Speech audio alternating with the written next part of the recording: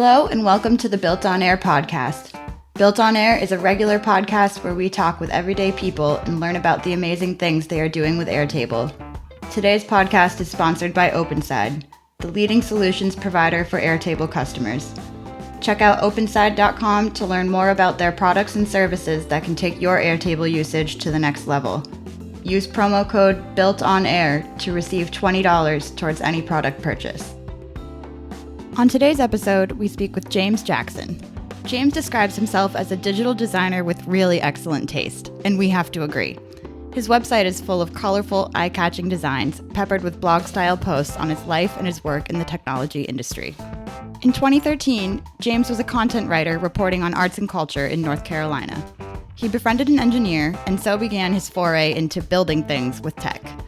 He changed roles from a content writer to a junior developer, and after a few years, packed up and moved to the big city, New York. After taking a couple of classes, he fell in love with design. Adding up all of his talents yields a recipe for success. James brings together content, design, and development to solve problems. He has always been a proponent for finding the right tool for the job, and Airtable checked all of the boxes. The project James demos for us today is his weekly summary base. The power of this base lies in its simplicity. Team members have access to a form that is filled out on a weekly basis, and managers have access to see the responses. With only 2 tables, James has set up an easy and compelling way for managers to see what's going on within the projects they manage. Check out the show notes for links to see James's designs and his website, which includes a write-up on his weekly summary project, complete with screenshots and explanations. Okay, so here is my weekly summary base, and this is like where all the content sort of pipes in. So you'll see you'll have some names here. These would be the names of the manager's direct reports, and then based on the week that they submit their information, it'll be cataloged under here. Under notes. For this, I only have just notes fields on the form that I'll show you in a minute. And so, it kind of just gives the manager sort of this dashboard that they can look at. They can expand and collapse whatever they need. And then they can also sort of see where things are related. And this is kind of interesting. I'm doing a lot of work in these forms. So you'll see here, I have a formula here. It's name and the weekly. This is really just naming what the title of each of these are based on the date. And then I have some hidden fields here. So if I show you these other fields. So week number is kind of interesting. I'm so sorry to interrupt you, but I didn't see the new fields come up. I still only see notes project 1, notes project 2, and 3, and there's no other fields. It seems to be kind of stuck. Oh, Can you see me expanding the collapsing things? No. Oh shoot! What happened? Oh, no. Oh my goodness! I'm so sorry, James. The article I read about that said you might have to restart the app for it to work properly. Oh, wait, it just caught up. Okay. Maybe try expanding and collapsing one just so I can see if it. No, I think it's just being super slow. Yeah, it said it may have to restart Zoom. Okay. I'm so sorry. Okay. If you want to leave and come back and then we can start from the beginning of the screen share part, maybe that would work. Sure. Yeah. Okay. I feel so bad. Oh my goodness. Oh, it's fine. Yeah, it's a weird issue. Okay. All right. Wonderful. Okay. So I'll be back in a few minutes. Wonderful. I'll be here. Okay, perfect. All right.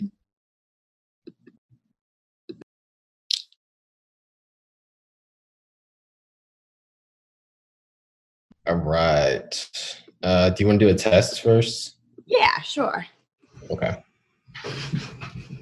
Let's see here. All right, so I will share my screen.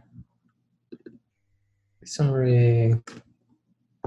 Looking, okay. Expanding, collapsing. All right, we're in business for real this time, I think.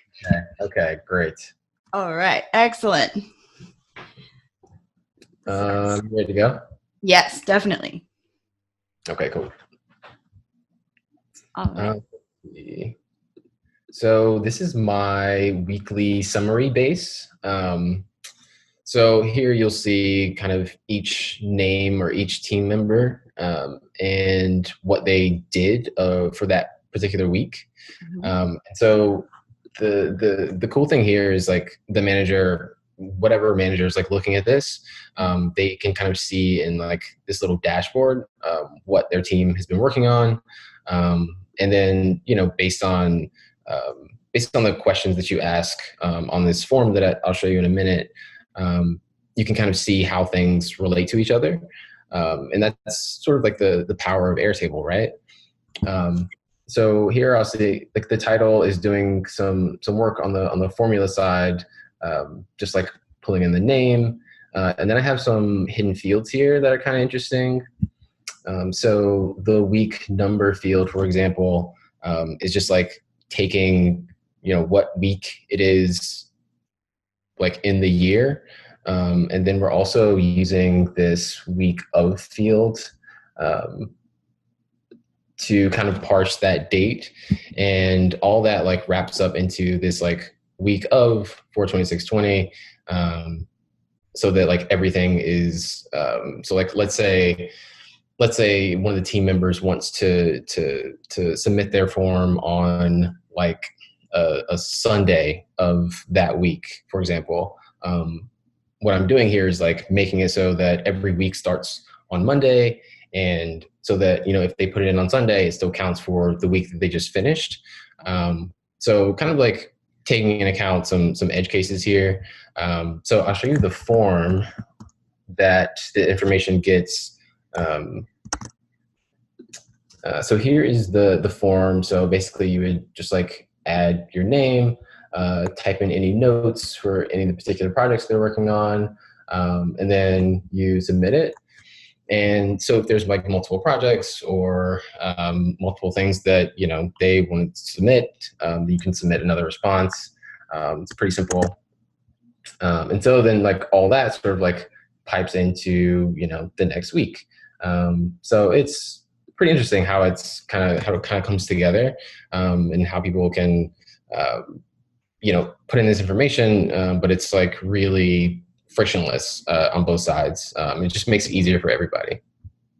Absolutely. Yeah, that's super, super simple solution to a very complicated problem. Yeah, it was a problem that we were dealing with, and I don't think it's a unique problem by any means. Mm-mm. No, this could be used literally any industry, any job. Like, kudos to you for making a solution that could fit any box.